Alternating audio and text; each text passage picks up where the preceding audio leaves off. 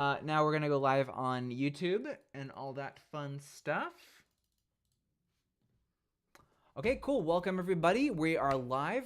Today we're going to be doing a literature review for 4 latest articles that all came out, I believe, very recently or were reposted in the context of existing research that was just published within the last week or so, just to give people some up-to-date information on all of this fun stuff.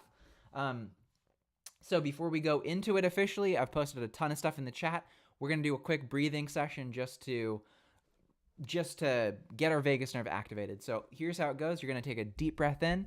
You're going to hold it. You're going to squeeze it. And then you're going to exhale really slowly. Ready? So in 3, 2, 1, breathe in.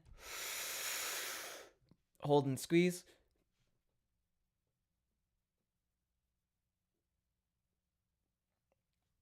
Now slowly exhale.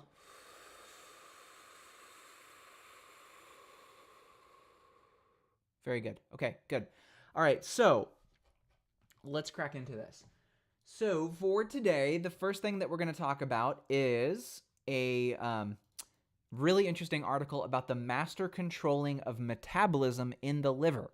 So the liver on the right-hand side can be stimulated to increase the level of metabolism in the liver.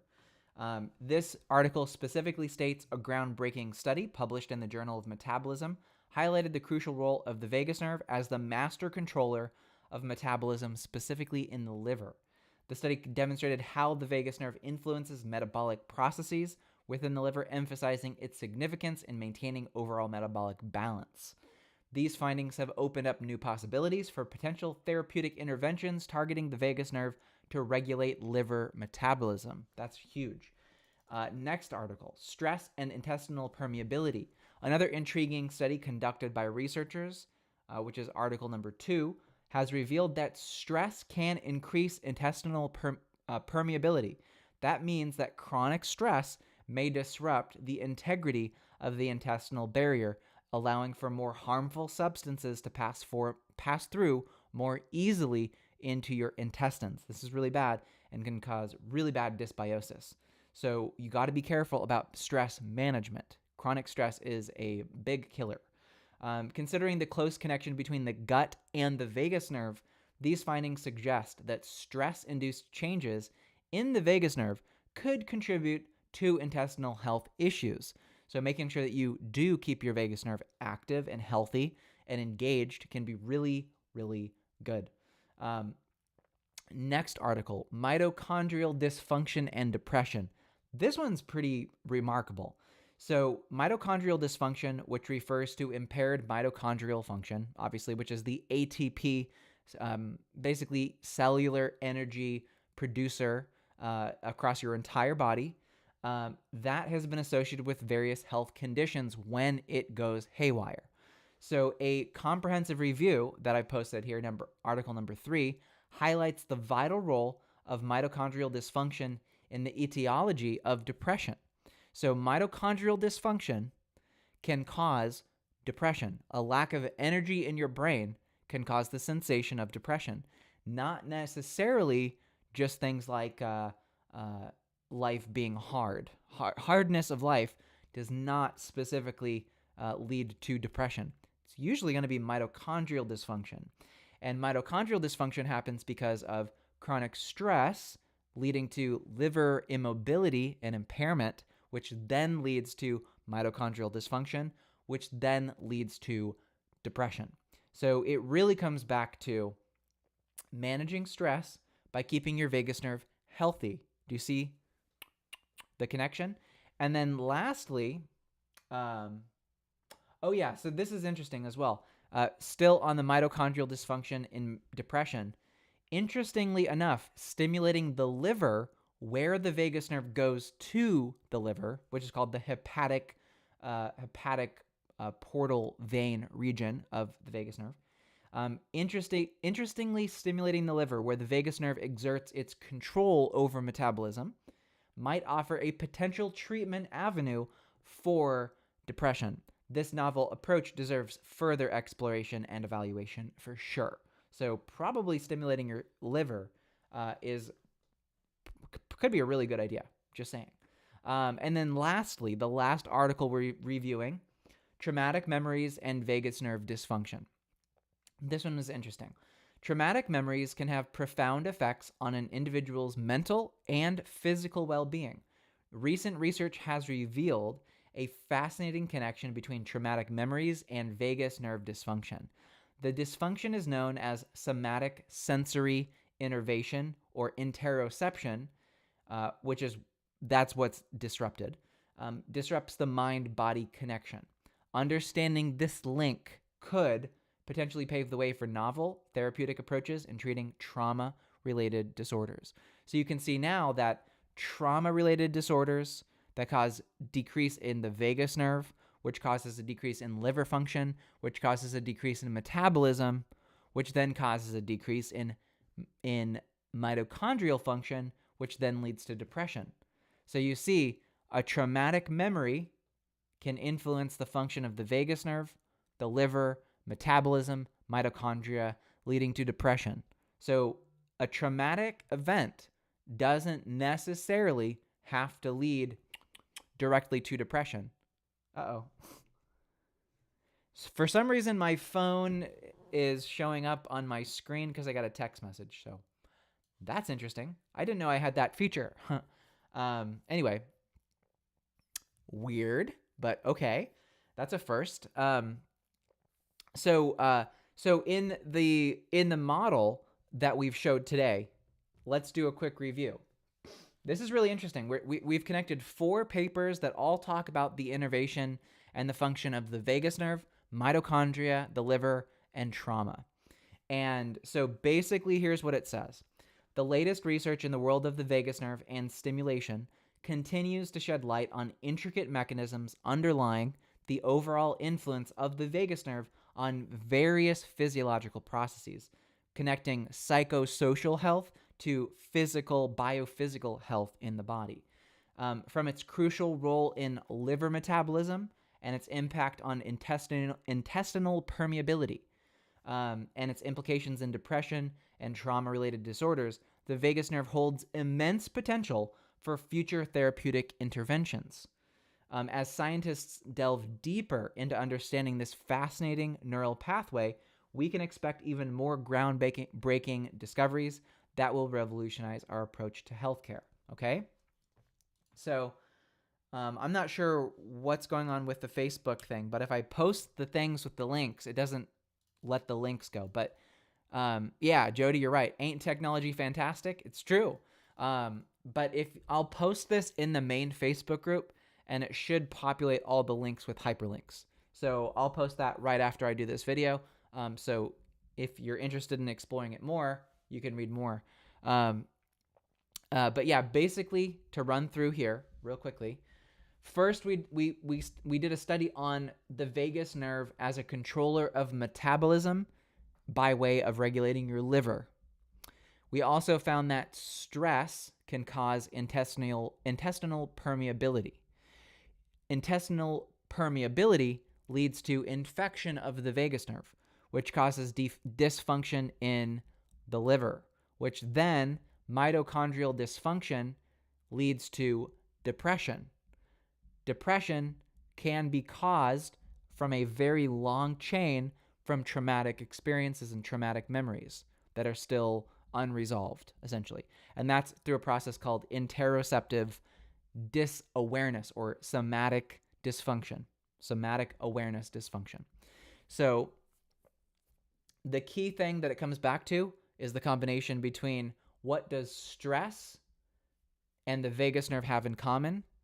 If you allow stress to develop in your brain, your vagus nerve fails.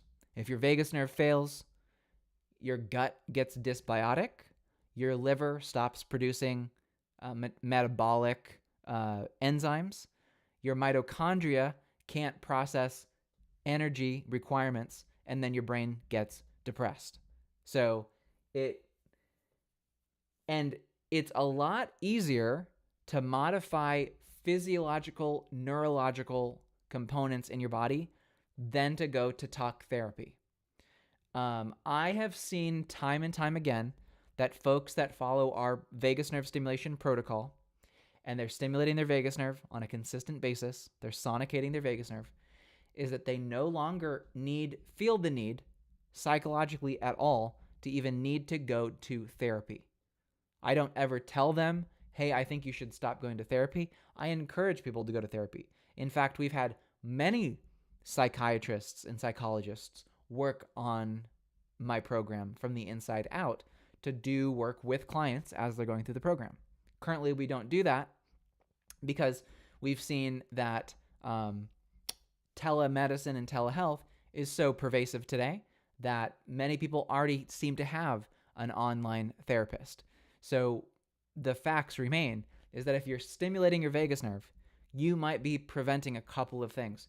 You may prevent intestinal permeability from allowing gut dysbiosis to happen. You might prevent metabolism disorders in your liver by keeping your vagus nerve healthy. And you might be able to survive and thrive even in the face of a traumatic past if you can maintain the health of your vagus nerve. Because it's the vagus nerve that when the vagus nerve falls because the trauma got to you, right? That's when everything goes down. But you can maintain a healthy vagus nerve even in the face of very bad trauma and very bad chronic stress. I think a message that's important for everybody in today's day and age when things are getting pretty hectic. Things are getting pretty weird. I've been having some nightmares lately over the last 2 nights since this whole Israel thing happened. I'm not intentionally trying to seek out any of this information. Literally, it's so all over the internet. It's just in my feed, and sometimes it's difficult to see what's happening. And I've definitely been having nightmares over the last 2 nights. Some pretty weird dreams that are abnormal, and it's deeply connected to these events happening in the world. So, yeah, I mean, I think from a mental health perspective, what's happening is bad overall on every level, but it does, you gotta set limitations on how much exposure you have to that. If you're dealing with chronic stress already, because you don't want the straw to break the camel's back, so to speak. If you're a really resilient person, that's probably fine. But if you're dealing with a chronic stress issue, trauma, metabolic disorder, or permeability disorders in your gut, then really doing your best to not engage in that, to not go and argue with people about that stuff on the internet, not to disagree or agree. People are pretty locked into their opinions on this. It's not going to do anybody any good to go and argue with people on the internet about this stuff, given what we've shared here, which is really hardcore study data showing that chronic stress leads to metabolic dysfunction, mitochondrial dysfunction, and then depression. So I think it's important to reiterate one last time that allowing chronic stress and stress-related things going on in your brain to persist longer will destroy the function of your vagus nerve. If your vagus nerve isn't working, your liver stops functioning, your metabolism stops functioning, your mitochondria start to die, and they start to leak, and they can't function properly. Lack of mitochondria leads to pretty severe depression. So, like I said, I'm going to post all of the links and more in the Facebook group, the main 25,000 person Facebook group, so that you can go and see these. But I think these are pretty fascinating. What do you guys think? Is this interesting? I think the one that I like the most is the first study. The study on the vagus nerve as a master controller of liver metabolism. So that means that if you stimulate your liver, you might be able to get more energy. I do have a client right now. We just did a check-in this morning. And she said, I always ask, so, how's the ultrasound going? How's everything doing? And she's like, I have had over this last 2 weeks since we last spoke, I have had 3 perfect days. She has not had that for 2 years since she got COVID. Also, her neuropathic coughing, way, way, way reduced. It's still happening, but remember, we're only 30 days in to the program so far. She's already getting really good days, really good energy. She is stimulating her liver too, liver and pancreas and stomach. That's a portion of what she's doing. So these things are practically being tried right now. And I wouldn't share this if I didn't think that there was something fundamentally going on here. I think these are very interesting. So yeah, but anyway, that's it. I'm really happy that the internet maintained itself through the 5 p.m. window. We've been having basically internet outages every day at 5 p.m. for the last week or so. So I was just kind of like waiting with bated breath to see if this would work, and it does. So I'll be returning back to the 5 p.m. live. I go live at 4:55 p.m. Pacific Standard Time, which is 7:55 p.m. Eastern Standard Time. Live 5 minutes early in the Facebook group for people who are members of the Facebook group. We do a little bit of extra bonus stuff in the beginning, and then sometimes we'll stay live extra on the Facebook group. So there's that. All right, cool. Thanks everybody so much for watching. I'm going to hop off. Good to see everybody. Also in that 5-day challenge, that's been pretty fun, huh? We got like 50 hardcore viewers on every video of that so far. So that's cool. All right. Much love. Peace. Raw. All that good stuff. Jaw and raw and good. See you guys soon. Take care. Bye-bye.